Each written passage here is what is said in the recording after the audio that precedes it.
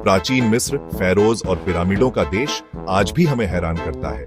3000 साल से ज्यादा पुरानी ये सिविलाइजेशन अपने पीछे अद्भुत मॉन्यूमेंट्स और आर्टिफैक्ट्स छोड़ गई। इतने रिसर्च के बाद भी कई सवालों के जवाब आज तक नहीं मिले। इतनी परफेक्ट पिरामिड्स उन्होंने कैसे बनाई? हायरोग्लिफिक्स में कौन से सीक्रेट्स छुपे हैं? चलिए इस एंशिएंट सिविलाइजेशन के मिस्ट्रीज में डूब जाते हैं। ऊंचे पिरामिड से लेकर इंट्रिकेट हायरोग्लिफिक्स तक प्राचीन मिस्र हमें अपने सीक्रेट्स खोलने के लिए बुला रहा है। रेगिस्तान की रेत, पावरफुल रूलर्स, रहस्यमयी देवताओं और अपने समय से आगे की सिविलाइजेशन की कहानियां कहती है। आइए समय के सफर पर चलें और प्राचीन मिस्र के रहस्य के पीछे का सच जानें। गीजा के पिरामिड्स प्राचीन मिस्र के लोगों की इंजेन्युइटी का प्रमाण है। फेरोज के टोम्स के रूप में बने ये विशाल स्ट्रक्चर्स सदियों से स्कॉलर्स को फैसिनेट करते रहे हैं। सबसे ज्यादा मानी जाने वाली थ्योरी ये है कि मैसिव स्टोन ब्लॉक्स को ऊपर ले जाने के लिए रैंप्स का यूज किया जाता था। ये रैंप्स मड ब्रिक और अर्थ से बने होते थे और जैसे जैसे पिरामिड ऊंचा होता जाता था वैसे वैसे ये रैंप्स भी ऊंचे बनाए जाते थे।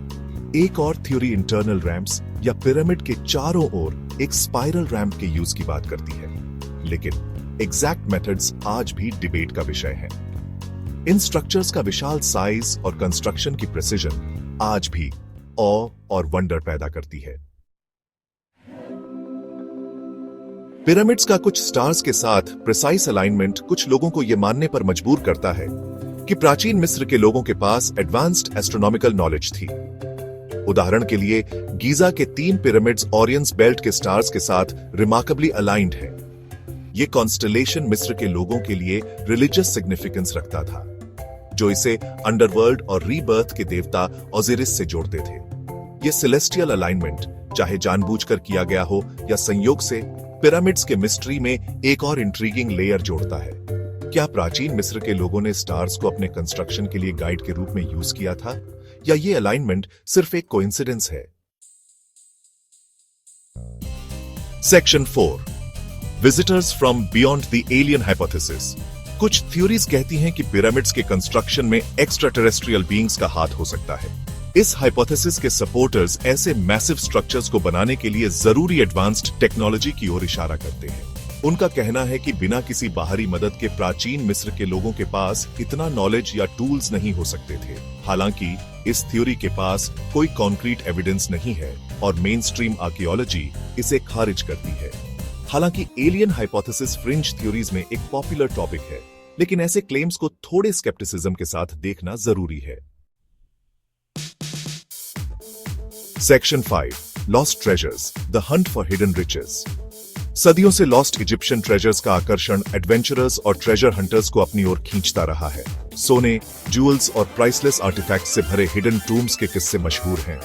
1922 में टूटानखामुन के टूम की डिस्कवरी ने इमेजिनेशन और इजिप्ट के हिडन रिचेस को खोजने की इच्छा को और बढ़ा दिया।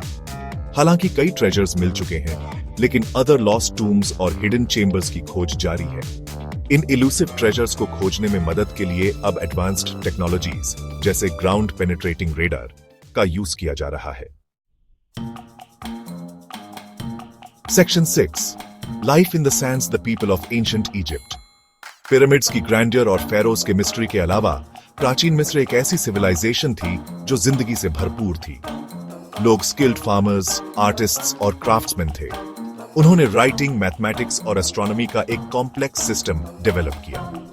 उनके रिलीजियस बिलीफ्स उनकी जिंदगी में सेंट्रल रोल निभाते थे, उनके वर्ल्ड व्यू को शेप करते थे और उनके आर्ट और आर्किटेक्चर को इन्फ्लुएंस करते थे। प्राचीन मिस्र के समाज में परिवार को बहुत महत्व दिया जाता था। म्यूजिक, डांस और गेम्स एंटरटेनमेंट के पॉपुलर तरीके थे। उनकी लेगेसी उनके पीछे छोड़े गए अनगिनत आर्टिफैक्ट्स और मॉन्यूमेंट्स में जिंदा है, जो हमें उनकी फैसिनेटिंग वर्ल्ड की एक झलक दिखाते हैं। Section 7, the enduring legacy, echoes of a glorious past. हालांकि प्राचीन मिस्र की सिविलाइजेशन सदियों पहले डिक्लाइन हो गई, लेकिन इसकी लेगेसी आज भी हमें कैप्टिवेट और इंस्पायर करती है।